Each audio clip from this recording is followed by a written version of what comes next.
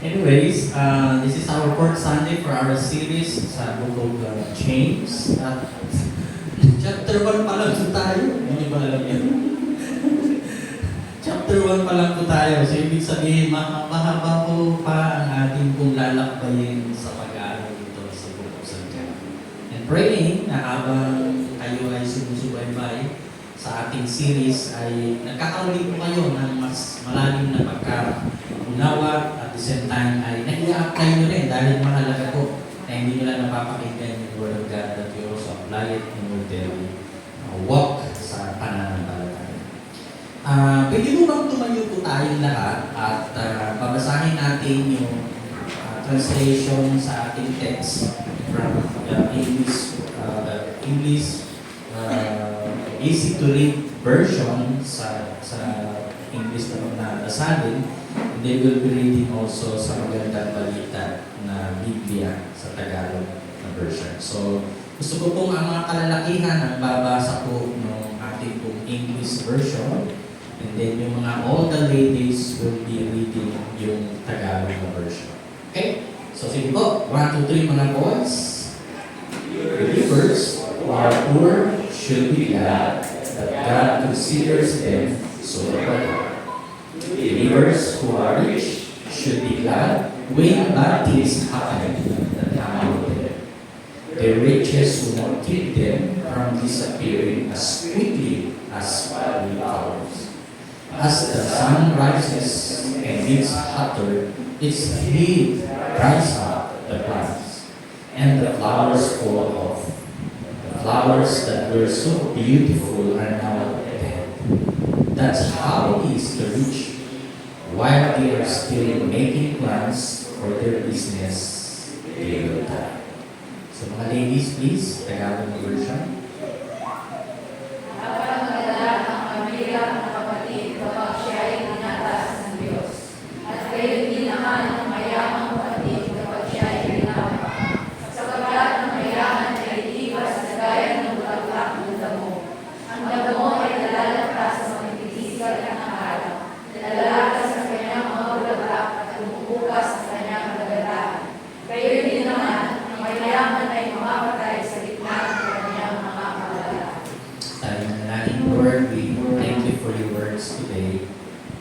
You allow us, Lord, to really grasp all the truths and principles dito sa iyong salita sa aming pag-aaral ngayong umaga. May our minds, our hearts are really opening up to not only to hear but to understand. But because we know our minds and heart sometimes are alam namin maraming mga pwedeng nakalagay sa aming kaisipan that we're thinking of. Even in our hearts, napakarami rin mga nakalagay dyan. Pero ngayong umaga, we are asking the Holy Spirit to illumine the very words, the logos, upang sa ganoon mas lalo po maging isang reality at the same time ay magbigay ito ng tinatawag namin yung rema sa aming kalagitnaan.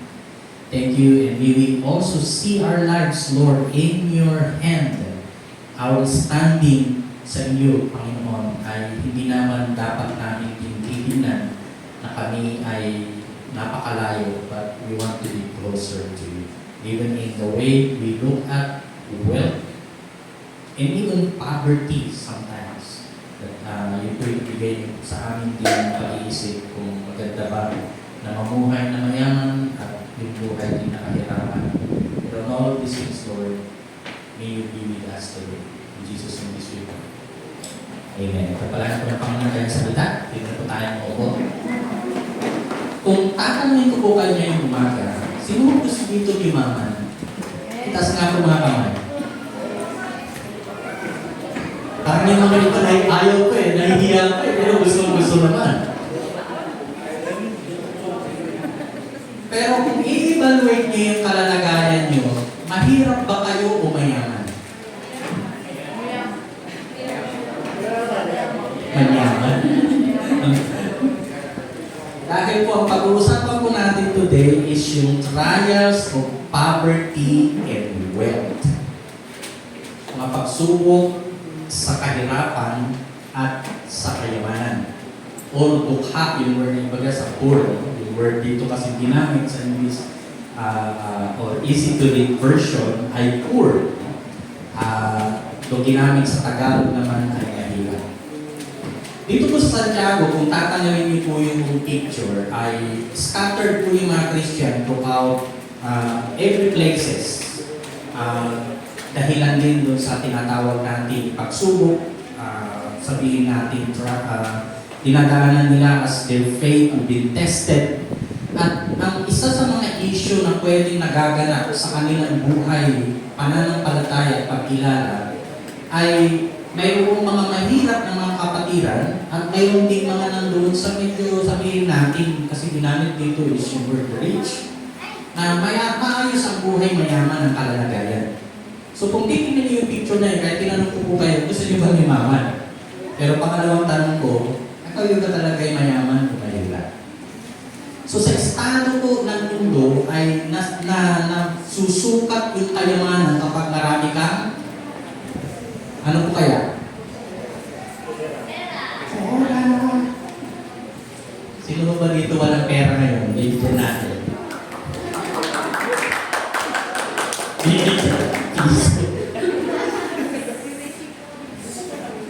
So, pera, kayamanan, properties, so lahat yan accumulated things na tangible, na either naahawakan, nakikita.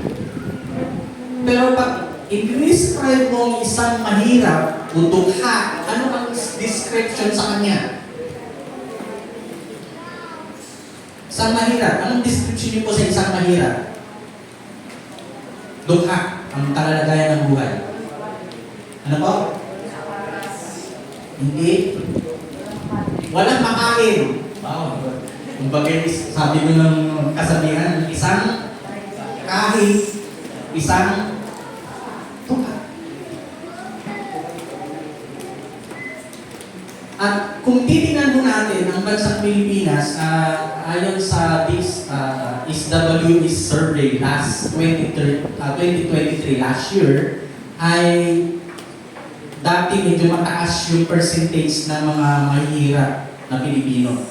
Pero ayon sa nakaraang first quarter, kasi April na po yung first quarter nitong 2024, medyo bumaba daw yung mahihirap na Pilipino. So, ibig sabihin, hindi yung mataas masyado yung mahirap, kundi bumaba, maliit yung percent. Hindi ko na kasi kinuha yung data. But, ibig sabihin, umaangat ba ang kalalagayan ng Pilipino sa pamumuhay pag pinag-usapan ng Estado, lalo na yung kahirapan na tinitingnan. Ngayon, kung anuhin po natin itong Santiago, lalo na yung verse 9 to 11, which is yung ating text today, ay gustong ilagay ni Santiago yung kaisipan, yung perspektibo ng buhay, na ang buhay na mahirap at maging mayaman ay nandoon sa perspektibo ng attitude. Okay. So yun po yung gusto niyang ipakita ko dito. At kung tutuusin, kapag binanggit natin din yung wealth at poverty, ay ano po yan? Mayroon pong it's a noun, it's a definition of a person, kung ilalagay natin, like yung poverty, ay estado ng isang tao na extremely poor. Tinignan ko po yung Oxford Dictionary, yun po yung pagka-describe sa definition po ng isang tao na nandoon sa poverty life. Pero pag tinignan nyo naman yung wealth, ito po yung abundance na valuable positions at particularly pwedeng pera, kaya nga may pera kayo dahil isa nga yun po ng estado ng isang mayroong maayos na buhay kung mayaman ay pera rin ang isang simbolo ng estado na siya mayaman, status, or the state of being rich or material prosperity. Ngayon, so, sa ating pong kapanahunan, kung ilalagay po natin yung pagtuturo ng prosperity gospel, ay napakatalamak po ngayon sa social media, sa mga preacher na naniniwala na pag binagkas mo na yayaman ka, talagang yayaman ka, At ito pa ang mas matindi. Kapag nangaral ng isang manggagawa na ang kanyang concept ay talagang dapat mayaman ang isang Kristiyano at ang mag-challenge po siya, magbigay kayo sa Panginoon. At ang pinakamalala po dyan, yung mga taong masyadong gusto nilang tignan ang kanilang sarili na mayaman dahil ang kanilang konsepto ng pagiging isang Kristiyano, dapat mayaman ka, pati nga yung mga cellphone ibinibigay. Pagkatapos ng offering na yun, itinakbo ni pastor lahat ng pera at maging mga cellphone. Nga, yung mga membro, sa kanais nilang magkaroon ng blessing. So, gusto ko pong dalhin po kayo sa isang prinsipyo na either you are poor or rich, mayroong mga hamon dito. May trials ang kakaharapin. At marahil, isa dito na pwede natin tignan, like halimbawa po, ang tanong natin, kailan maaaring maging problema ang kahirapan at kayamanan? Pastor, mayaman pa nga, kung problema pa. At of course, malitaw-litaw na kapag mahirap ka, marami kang problema. Di po ba? Kaysa of course yung mayaman, kung ilalagay niya yung materialist kung pangangailangan, sapagkat kung mahirap, isipin niya palagi yung kakainin niya every time ng kainan, morning, either lunch or dinner. Yung mayaman naman, sapat, kaya kahit anong bilihin niya, makakain niya. Lalo kung pagkain pag-usapan o material things. Pero along the way, sa life, na kahit na yung mayaman, may mga hamon niyang dadaanan sa buhay.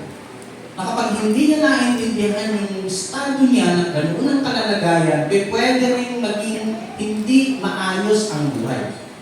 At kung ang mahirap naman, kung ilalagay naman natin na mahirap na nga at mangangailangan, pwede namang tignan sa maayos na perspektibo na kahit mahirap siya, ay pwede niyang makita pa rin na magandang magaganap. Ngayon, kung babasahin po natin halimbawa, sa panahon po ni Solomon, the known wealthiest king of Israel. At kung pag-usapan ang kayamanan, grabe po. At maging yung karunungan sapagkat yun po yung kanyang hingin. Actually nga po kung mga, halimbawa po may mga panauhin po siya, galing po sa iba't ibang bansa. May dala-dala po yan ng mga offering.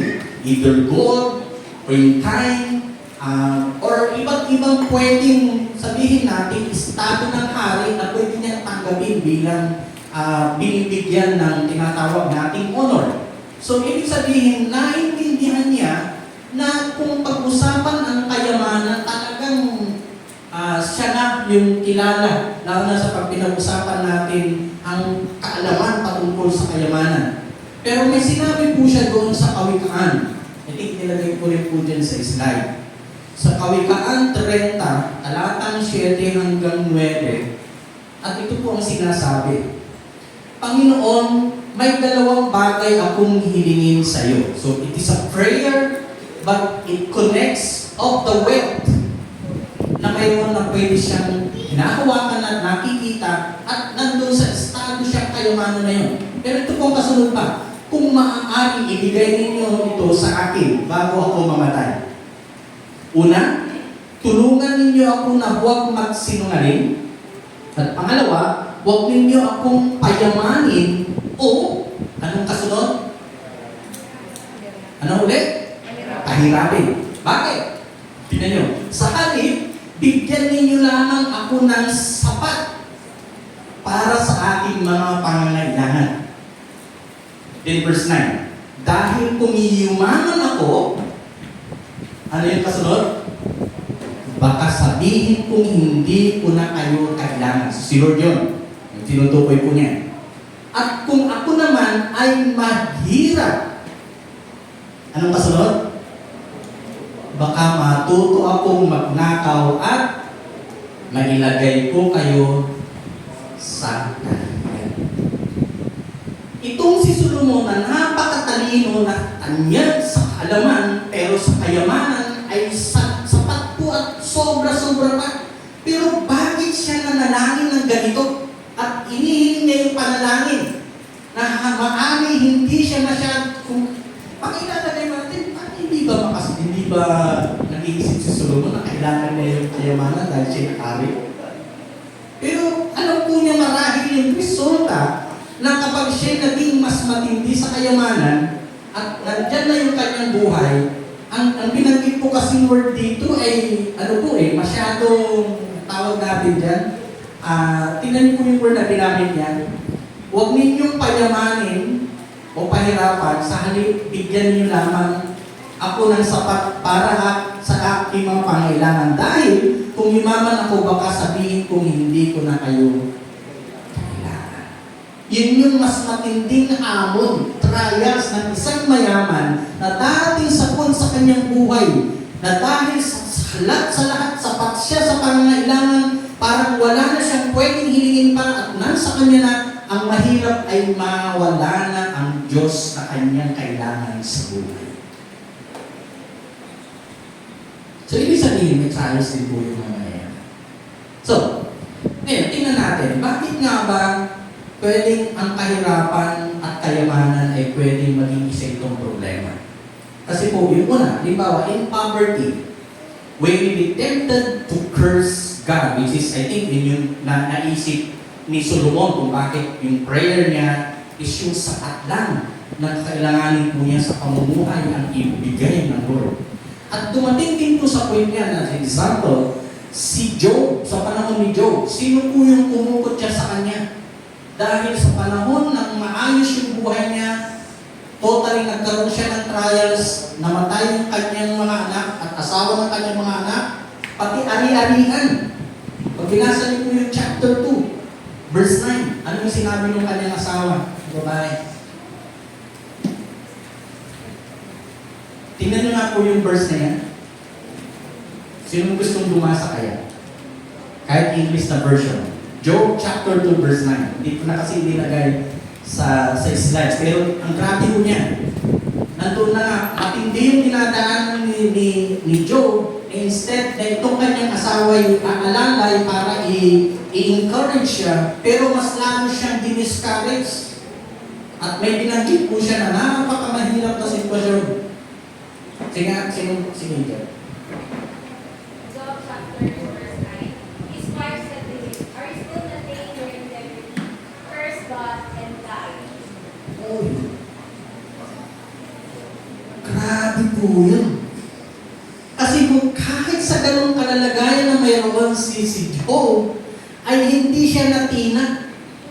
Natili pa rin siya na kumikilala kay Yahweh. Pero yung kanyang asawa, ang binanggit po niya, dapat i-curse mo na yung Diyos na pinaniniwalaan. And I think the same as Solomon is thinking na kapag matindi yung kanyang kalagayan at mayaman ang kanyang kalagayan, baka kalimutan niya or pwede mawala na nga yung pagkilala niya sa Diyos.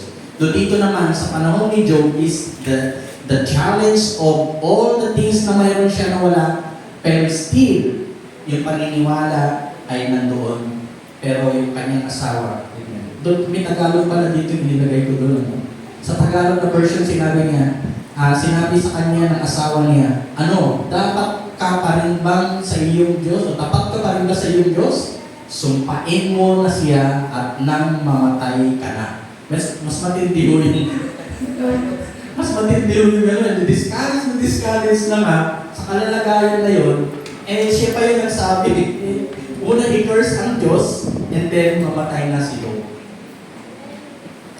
We see, kapag inaarap niyo po yung buhay ni Job, hindi po siya natina. Until the end, the last part ng chapter ng book of Job, nakita natin, dumoble pang triple pang na yung ibinalik ng Lord sa kanyang nawalang anak at maging mga anak. So, I think yung mga panahon natin ngayon, dumating na po rin ba sa point na pwedeng nag-question kayo sa kung ano yung kalagayan, mahirap yung sitwasyon mo. Are you questioning God na hindi ka pa binibless? Or hindi ka pa yumayaman? Hindi pa umaanak yung buhay mo? Or pwedeng may question ka na ang tanong, naging Kristiyano ka, akala mo ang pagiging Kristiyano ay may kayamanan na makakukukuku. Dahil yan ang ipin-reach, o or isinir sa'yo. Hindi ibinigay yung kabilang banda ng buhay pananampalataya na sa Kristiyanong pamumuhay kahit sa estado mahirap o mayaman, mayroon at mayroong mga hamon na nadadaanan. Depende na lang paano ka mag-response. And I think yung pinakahamon ngayon sa atin, paano natin yun isipin na kahit sa kahirapan at kahit sa kayamanan, tama pa rin yung ating pong attitude and maging yung ating pong response.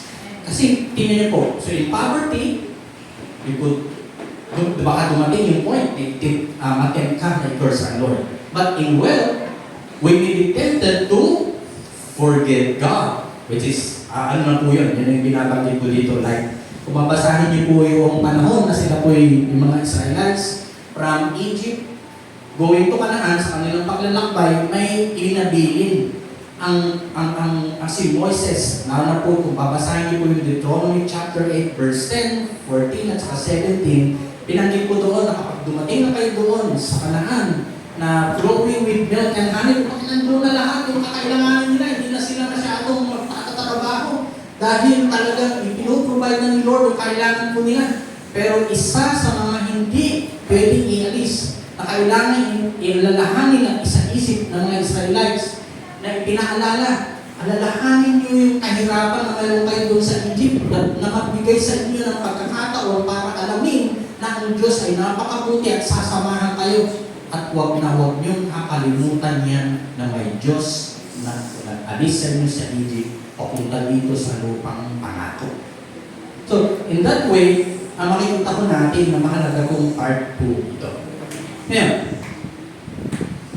ganun po pala ang kalagayan. Either you are poor or you are rich, there will be the possibility na pwede maging problema yung dalawang kalagayan ngayon. Pero ano ba yung clearly tamang pananaw? Para naman sa buhay ng kahirapan at kayamanan ay maiintindihan natin ang kalalagayan na meron ka. Ito po yung una na pwede natin rason. So, there will be always joy kung aalamin lang natin kung bakit tama ang pananaw na meron tayo para sa buhay ng kahirapan o kaya doon sa kayamanan na meron tayo. So, unang bagay po natin dapat isipin, which is verse 9 to 11 yung binabanggit, if we are poor, then we can rejoice that we have been exalted. Kung titingnan niyo po yung Santiago, pag pinag-usapan yung poor and rich, mababasa niyo po halimbawa tungkol sa James verse 9 to 11, which pinag-usapan natin din chapter 2 verse 1 to 7, and then chapter 5 verse 1 to 6. Each of these passages dito po sa book of James ay pinag-uusapan yung opposite of the word regarding sa kapirahan, sa money. No?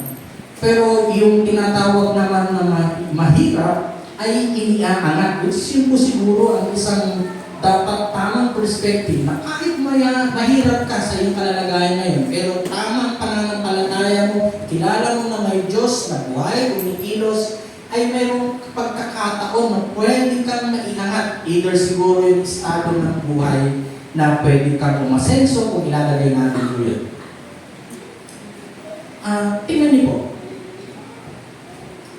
Kung ikaw ay pinanganak na mahirap, sino dito kaya? Yung mga magulang nyo talagang sinilang kayo na mahirap talaga yung buhay. Parang lahat mo kaya ata. Wala kang exempted ba? Wala exempted. Okay. So, naiintindihan nyo yung buhay na mahirap na kalagayan. Diba? Pero, sabi ng mga ibang Chinese proverbs or maging yung aking ninong sa kasal na isa po siyang Chinese. Kaya alam niya kung ano yung buhay ng isang Chino na talagang pag pinag-usapan ng business niya. At malinig din sa napapahinig mo sila, kung isinilang kang mahirap at namatay kang mahirap, problema yun. Ulitin ko.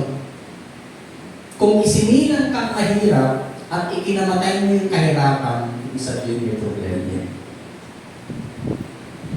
Nanaman yung business package.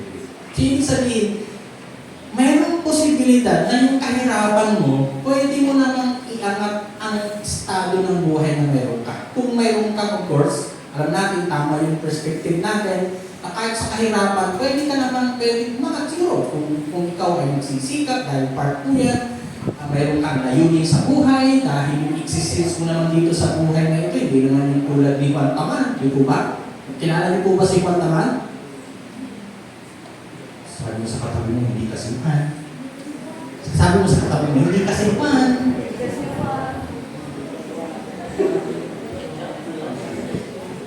Kasi nga naman, kung gusto mo umangat ang buhay mo, alam natin may Diyos tutulog. Tama po ba? Given mo yan.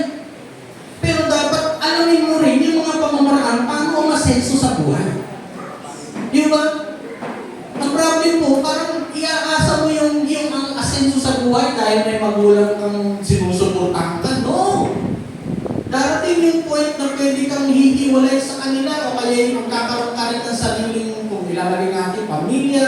So, ilalagay mo rin yung buhay mo na mayroon kang ginugo na kung mahirap kang naisilang, sana hindi na humantong na mahirap ka pa rin habang lumaki, nagkapamilya.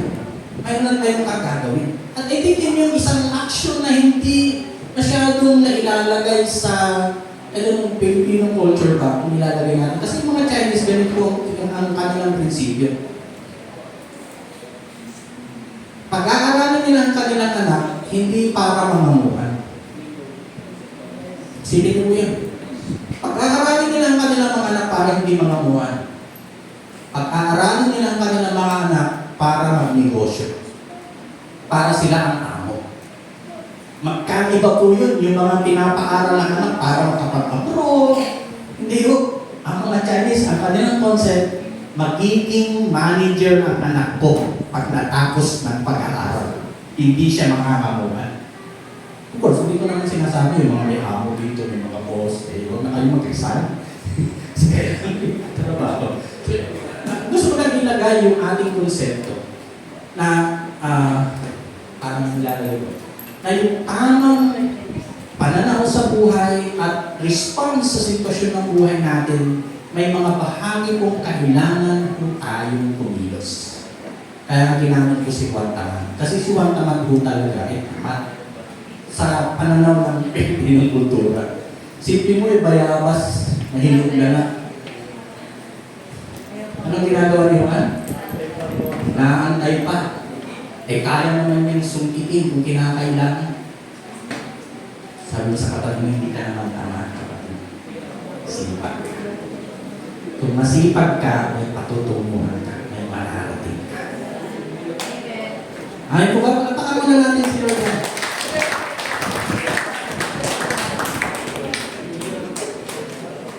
Pastor, ba't kayo po? Hindi pa naman kayo mayaman, Pastor. Kung tatanungin niyo po ako sa kayamanan, wala po talaga ako may papakita sa inyo. Pero mayaman po ako sa pananampalataya kay Lord. Na kahit yung mga imposibleng bagay na iniisip kong hindi ko kayang gawin, mag-travel, pero si Lord, puprovide siya.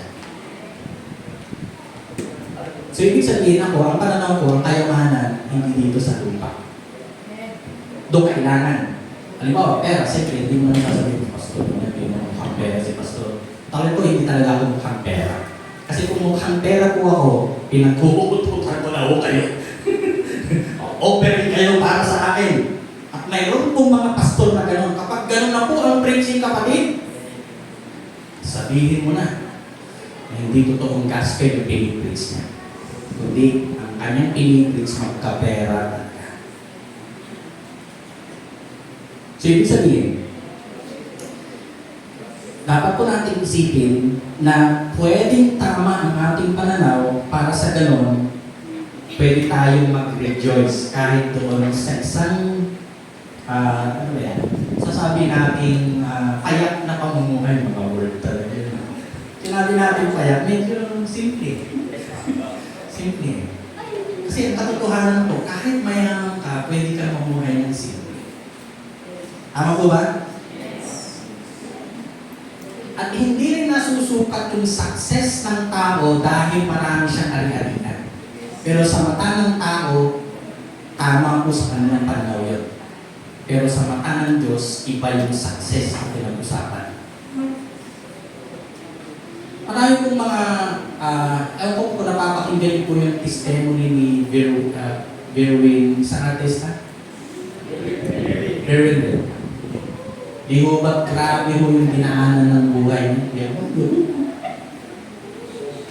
Pero ngayon, tingnan mo naman. Pinangat ng Diyos ang buhay niya. Pero kung sasaysayin mo yung buhay niya, grabe.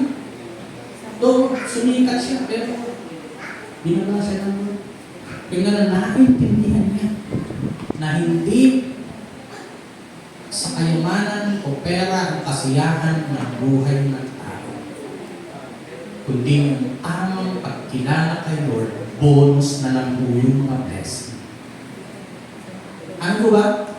Tayo kasi inahabol natin na pag ganitong edad ako, stable na yung trabaho, may pamilya na ako, at talagang mabuhay ng maayos. Yes, magandang pag-iisip po yan.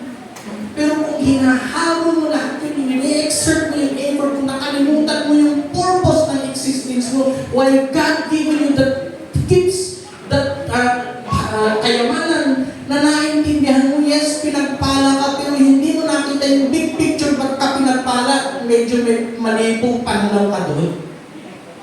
Ay, halimbawa, sabihin natin, nagka-million ka. Yung million na yan, sino bang nagbigay? Kaya ang iisipin mo, ang lahat ng hinahawakan mo, ang lahat ng bagay na mayroon ka, hindi yan dahil matalino ka. It is the grace of God that God blesses you. Yung lahat ng makapagkilos mo, biness ni Lord, kaya nagkaroon ka ng kayamanan. Pero yung katotohanan lang, sino ko ba dito namatay na dala-dala ang bilyon sa buhay? Kilala na po ba kayo gano'n? Meron po isang kwento po eh. Sa kanyang kagustuhan, nag-dream siya na magkaroon ng sasakyan. Sino ko nila nakakita ng gold-plated na Rolls Royce na sasakyan? Gold-plated. Nag-exert siya ng effort. Nakamit po niya. Pero ang pinapakalungkot, sabi niya bago siya mamatay daw, pag namatay na siya, kasama ko yung kanyang sasakyan sa libingan. Gold-plated Rolls Royce. Kung ladies ko ngayon siguro, ano ba, mga ilang taon kaya yun? Ilang taong milyon. Dito sa atin kasi yan, nakikita lang natin yung mga BMW, pero pag Rolls Royce, yung like Tesla, kasi latest ko ngayon yung ano na po, electric generated na Tesla sa atin. Napunta po kami sa US. Yung isang member na D12 yung Pastor Shin, kilala mo si Jayna, saka si Tay Chu. Tesla lang naman yung kanilang ginagamit na service sa bahay. Try ko masama mo po, pero sila bigay kasi naisakay doon sa Tesla. Hindi ko na subukan kung anong sarap doon pag nakaupo ka din na drive. Teka, parang yung ata, isang gabi ata na galing kami sa isang gawain, si Gina Chu ata. I think Tesla ka ata pala yan. So, nasubukan ko pala. Hindi ko na maalala na balik ka sa akin. So, dinrive ko niya, inatid ako doon sa buhay, sa bahay ni kasi sila, nakumupit ako nila Santos. So, ito may distance ko yun sa Project Church. Bago umuwi sila, Gina Chu sa bahay nila, ay dala-dala nga yung test na para. So, nakasakay pala. Pero parang hindi ko na matandaan na masarap pala ng ganun kalagayan. So, ibig sabihin ko, ang hirap po na kapag pinrioritize mo yung mga bagay dito sa mundo ito na nawalan ka doon sa pinaka-main purpose na kung bakit ka either umangat sa buhay, pinagpala. Nanaligtaan mo yung pinaka-main purpose pa talaga. To the extent na pwedeng mawala na yung tinatawag natin pag-enjoy doon sa mga blessing. So yung nag-design na yun ng Rolls Royce, namatay. Wala, hindi mo nadala. Tatanungin ko po kayo ngayong umaga. Ano yung pina-priority nyo sa buhay na pwedeng, as you prioritize that in life, na i-enjoy nyo yung kilos ng Lord, meaning yung pagsama ng Panginoon, and at the same time, mayroon kang joy. Kasi kung mayroong ganong kalagayan, ibig sabihin, nasa estado ka ng sabi mayaman, ang kalagayan mo kasi na-enjoy mo yung meron ka. Tapos alam mo pa kung ano yung purpose na bless ka ng Lord. Kasi tingnan niyo po, we rejoice, ano? Yung letter B po kasi, if we are rich, then we can rejoice that we have been humble. Kasi the rich are humbled by their becoming Christ's slave. Kung babasahin niyo po yung 1 Corinthians chapter 7, verse 21 to 22, or being placed on equal par with the Christians, which is riches mean nothing. I-compare niyo po yan sa Revelation chapter 3. And then yung why it is rejoicing if you are rich. So, magandang kalagayan po yan. Pwede rin kung maalaman mo na yung bagay na mayroon ka, pwede mawala yun sa iba. Sa iba na. Di ba? Kaya nga, riches are temporary. Basahin po yung verse 10 to 11, Proverbs 23, verse 1 to 5, verse 10, chapter 6, verse 17. Yung kayamanan ay hindi yan makakapagligtas sa kaluluwa mo. Parang, totoo nga naman. Di mo naman mabibili ang kaligtasan sa pamagitan ng kayamanan mo. Dahil ano po yan? Eternal life po yan. Malibang pa po dyan, the love of money is a guard, ang ginamit po dito, sa ano ito, guard or a source of self-inflicted injuries. Wala pong masama sa pera. Dapat malinaw po sa atin yun. O yung kayamanan na mayroon tayo. Pero kapag minahal mo na yung pera, nandun na yung puso mo, medyo hindi na hindi na tamang pagtanaw. Hindi mo na hindi ka nagkakaroon ng rejoicing, as we say.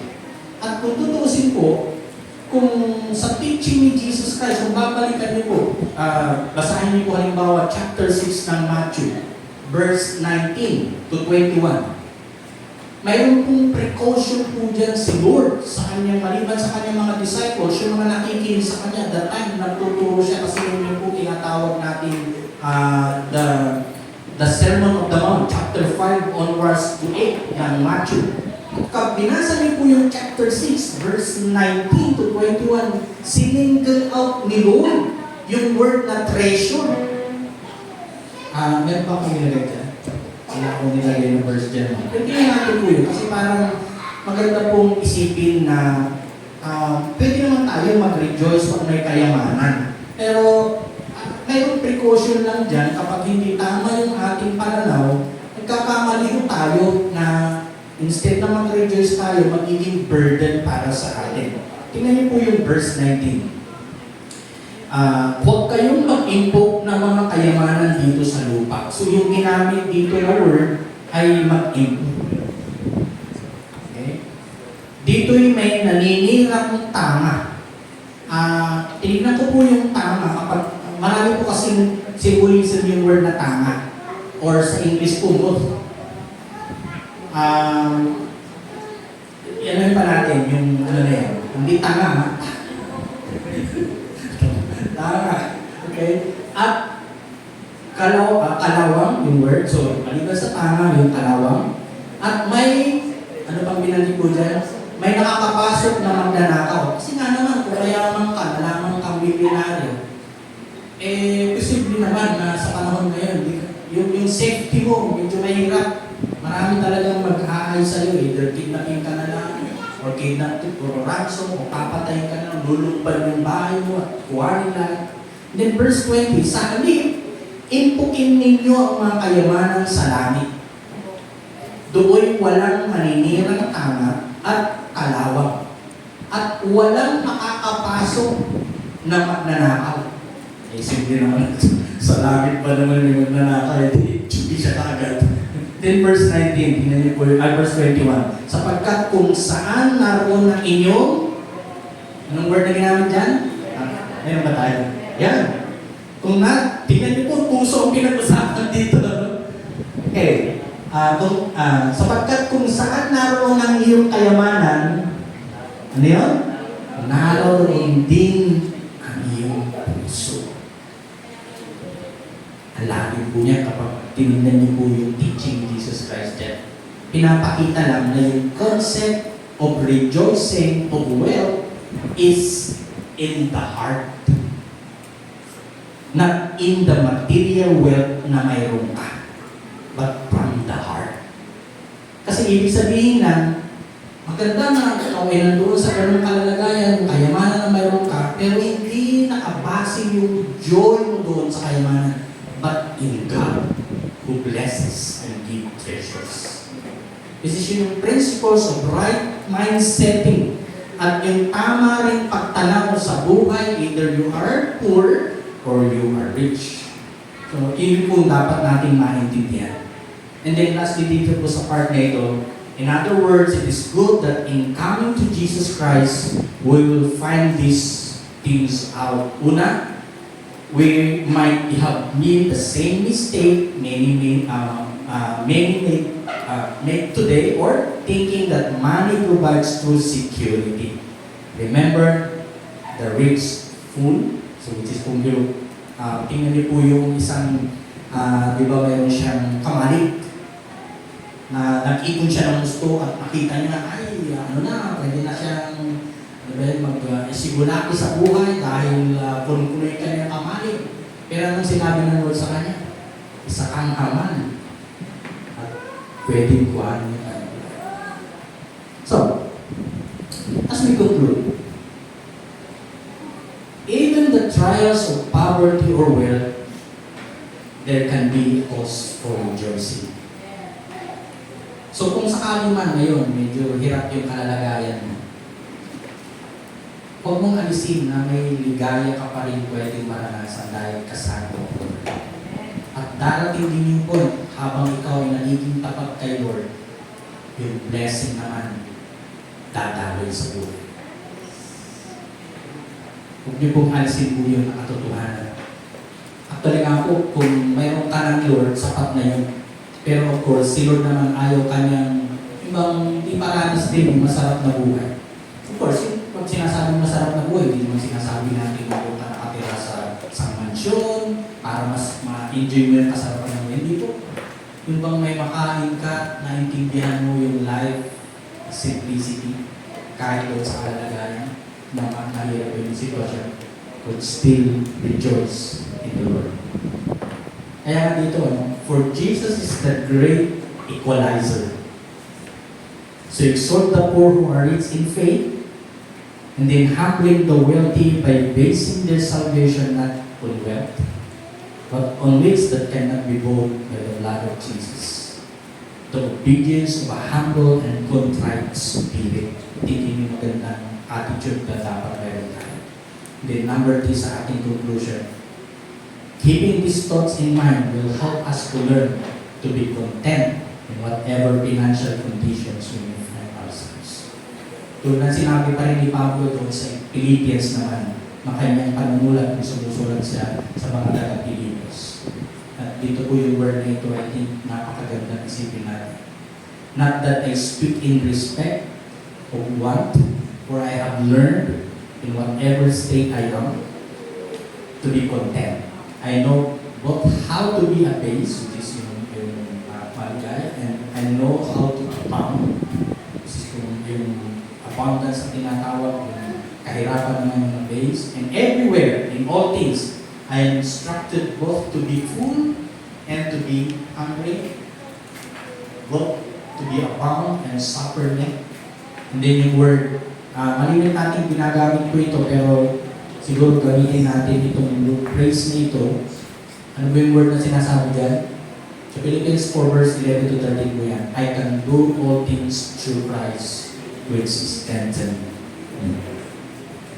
Sa ngayon, kung nakikita mo nahihirapan ka na parang wala nang magandang buhay sa hinaharap, I do believe si Lord at si Jesus Christ kasama mo dapat para magtagumpay ka. At of course, yung mga mahihirap na sitwasyon, pwede mo namang paglagpasan yan, lalo na kung yung katapatan mo kay Lord na doon. Kaya ang tanong ay hindi kung gaano kakayaman, kundi kung paano yung kayamanan mo sa pananampalataya sa Kanya. So, ibig sabihin, your faith, your rich in faith could make you understand even in the life of poor circumstances or poverty, or if God blesses you to be rich, which is yung tinatawag natin abundance. And I do believe, kung ilalagay niyo po ang kalalagayan niyo po ngayon, tulad ng tanong ko kanina, ikaw ba'y mayaman o mahirap? So, ibig sabihin naman, kung paano mo tanawin ang pananampalataya mo kay Lord, pwede mong isipin na mayaman ka kay Lord, or pwede rin yung estado mo dahil yung lahat hindi mo nakukuha, na nabibili, pero meron namang pag-agat sa buhay dahil ang Diyos ay sasama sa iyo. And I pray na maging yung bawat pamilya ay makaranas ng tamang tanaw kahit doon sa kahirapan or doon sa kayapan. Tayo po'y manalangin. Lord, salamat po sa iyong salita ngayong umaga. Kilala namin na kami ay tumitingin palagi sa material things, but all of these things that we possess, either yung kaharian, either money, lahat po yung needs at hindi naman talaga naman magdadala sa eternity. So, ibig sabihin naman tulad ng sinabi rin ni Jesus sa kanyang mga disciples at kanyang pagtuturo doon sa Sermon on the Mount, na kung nasaan ang kayamanan namin, ay talaga naman kasunod nito yung puso namin. Tulungan niyo po kami na maging tama pa rin na kahit doon sa kahirapan na mayroon kami, ay makikita kami limbawa. At kung nandun naman kami sa estado ng mayroong karangihan ng buhay, at talagang sasabi namin sapat at talagang sobra pa nga ang mga pagpapalang mayroon kami, ay makita pa rin namin sa iyo palatuntunan na mas lalo kami pagtiwala at gamitin ang resources na mayroon kami. Dahil yun naman ang dahilan. Will bless mo po kami so that we will also help others to bless others as well. At naway hindi mawala yung ganong principle. Dahil the more that we are blessed and to bless others, ay patuloy pa rin yung cycle of blessing dadaan sa amin. Lalo na kung tama ang aming pagtanaw sa kayamanan at mga material things. Thank you Lord for today, and I speak your word to your people, and I pray na talagang tumimo at natanim doon sa mga